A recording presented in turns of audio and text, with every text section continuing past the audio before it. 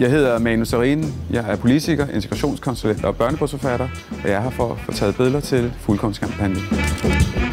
Jeg har aldrig selv været særlig bevidst omkring, hvad fuldkorn egentlig betyder for kosten.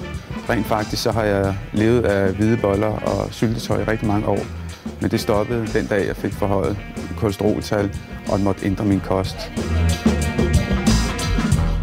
Da jeg lavede min kost om, der begyndte jeg at spise meget mere fuldkorn. For eksempel så startede jeg altid morgen med at spise havregryn med rosiner og mælk i selvfølgelig.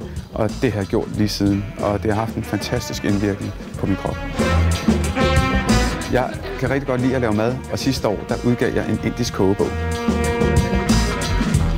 Når man laver indisk mad, så bager man indiske pandekager, som vi kalder chapati. Og de bliver lavet af en blanding af grahamsmel og fuldkornsmel. Og jeg kan love dig for, at det her, det er simpelthen sjælen af det indiske køkken.